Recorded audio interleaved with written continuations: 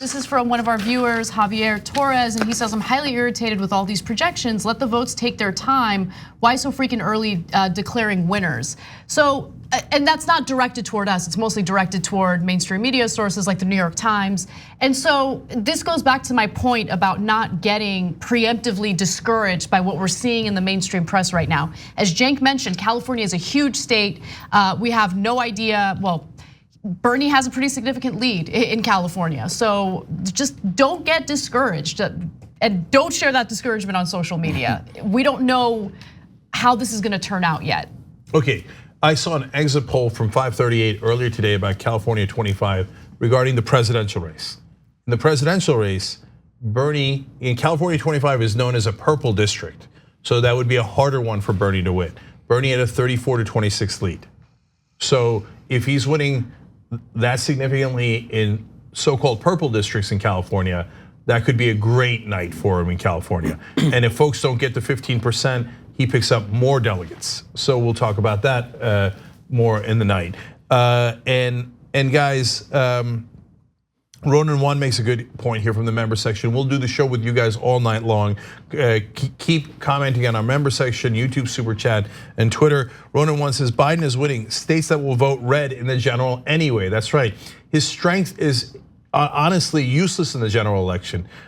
I got news for you. He won Alabama. We ain't gonna win Alabama in the presidential election. Not even Bernie Sanders would win Alabama. And I think Bernie Sanders could landslide Donald Trump. So, okay.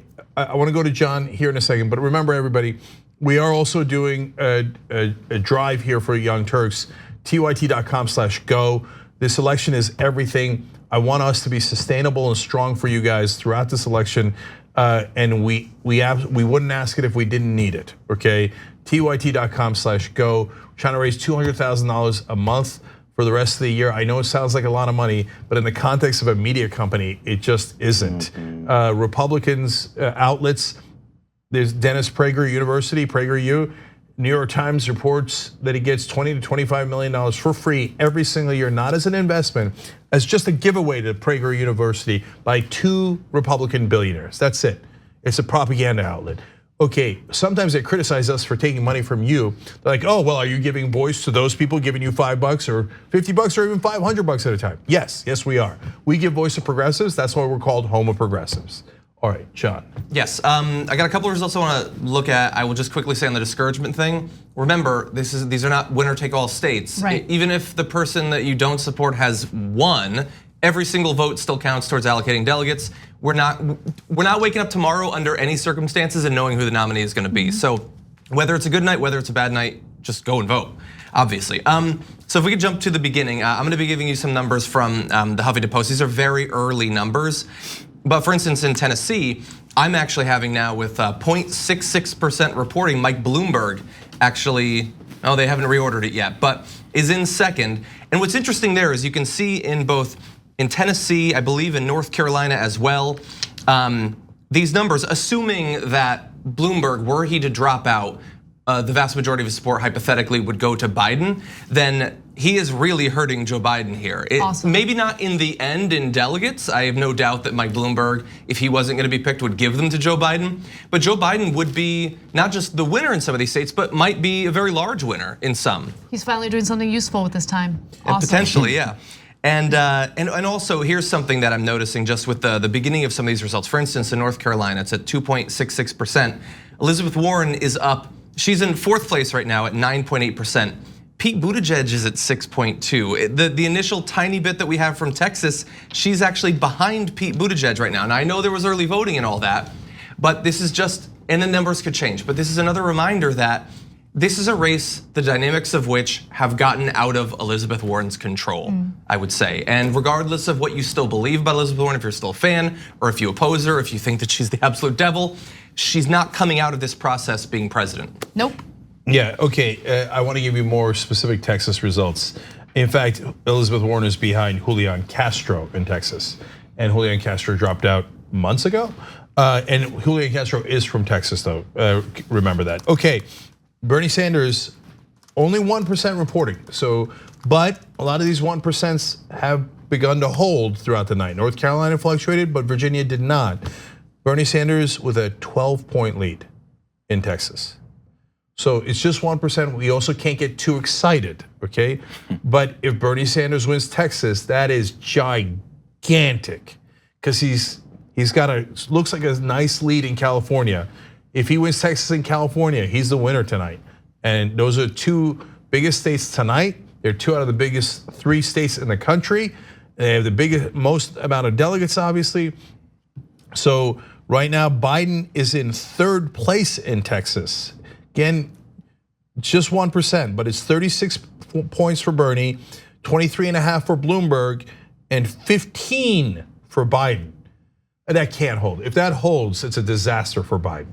But and we're showing you different results at different times, guys, on the screen, and I'll read you different results, because we're doing something where we are taking results from a lot of different places. So New York Times can only take it from the New York Times, and ABC News can only take it from ABC News, etc. We're trying to give you an amalgamation, so sometimes if you see something different on screen than what I'm reading to you, it'll be just a matter of timing. Either I'm ahead or the graphic is ahead, because it's constantly moving. But it's just getting you more information, that's all, okay? Now, actually, let me give you more results. So Texas, Bernie having a slight lead is good.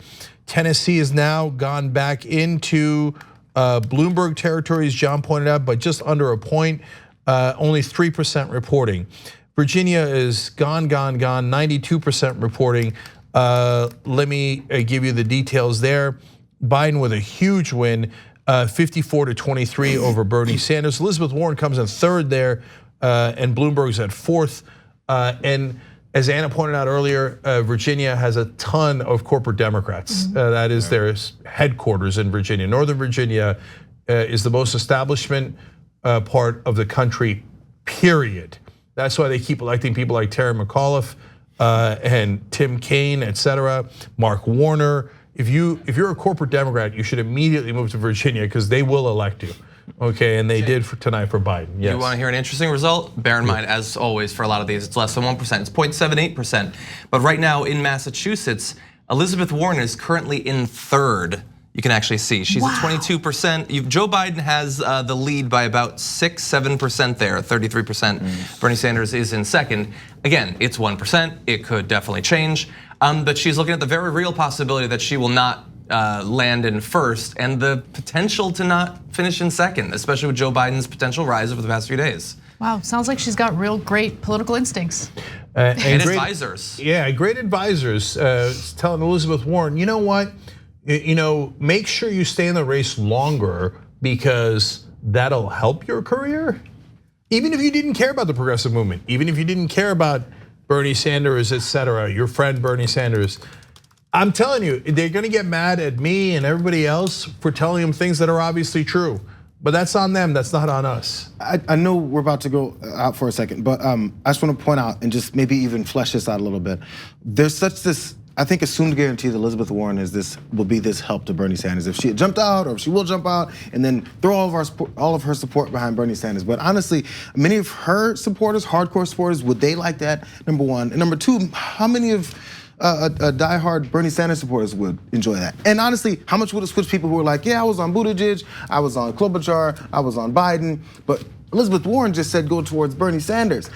I think maybe some percentage, I'm not saying it's nothing, but is it a game changer? Well, so this great question by Jayar. So look, her support is now down to 9 and 10 points in a lot of places, and sometimes even a little bit lower.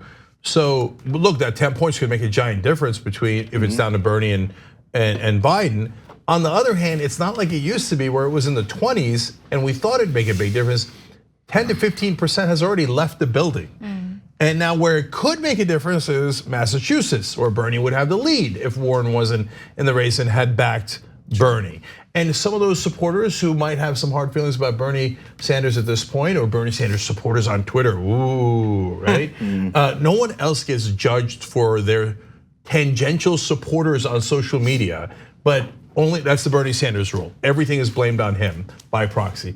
Anyway, but presumably if Warren were to drop out, if she were to endorse Bernie Sanders, then her supporters might go, oh, Well, I mean, I love her. She's telling me Bernie's the right person. So that could certainly have an effect in a lot of states, and certainly in Massachusetts. She should have gotten in 2016 to help Bernie. I mean, the train has almost left the station. I mean, she's got to run after the train now to jump on. I mean, it is pretty incredible because I feel like this election really, in a lot of ways, is a repeat of what we experienced in the Democratic primary in 2016. Some of the things that we're experiencing this time around are a little different, but Warren refusing to endorse Bernie during the primary, I think did hurt him in Massachusetts a little bit. Yes, and now this definitely. time around, her decision to remain in the race is both embarrassing for her if she loses her own state and could hurt Bernie Sanders in her state. So I don't know what she's doing, and it's beyond disappointing and frustrating. Point out some of the delegates that are at stake. Like North Carolina had 110, so that's one of the things where people were like, "Oh, Biden takes North Carolina. Oh my God, 110." But think about it, because Massachusetts is at 91, which is only what, like 10, 11, 20, 19 less than that, right? So with that being said, that's one of the states where it's decent enough to get a decent number. Like there's some states that only have 31. Arkansas is 31 of them. 29 from Utah. So these are some of the mid-range to larger states to gather delegates, and so it has a level of significance in Massachusetts. Yeah, no question. Can I throw one extra one in there? Yep. So one state, it's one of the middling ones. So Oklahoma has 42 delegates right now with 1.5%. Joe Biden has a lead of just 3 points over Bernie Sanders. Mike Bloomberg is in third at 19%. And apparently Mike Bloomberg spent, because he can, over $3 million there. No one else came close. He had multiple offices. Right now he is in third though. In 2016, Bernie Sanders won, I think he lost 2 counties in Oklahoma out of between 70 and 80, but he won all of the others. So it is possible that Bernie Sanders could continue to rise as more come in. By the way, Oklahoma, home state of Elizabeth Warren, who's in 4th place. Thanks for watching the Young Turks, really appreciate it. Another way to show support is through YouTube memberships. You'll get to interact with us more. There's live chat emojis, badges. You've got emojis of me, Anna, John, Jayar. So those are super fun. But you also get playback of our exclusive member-only shows and specials right after they air. So all of that, all you gotta do is click that join button right underneath the video. Thank you.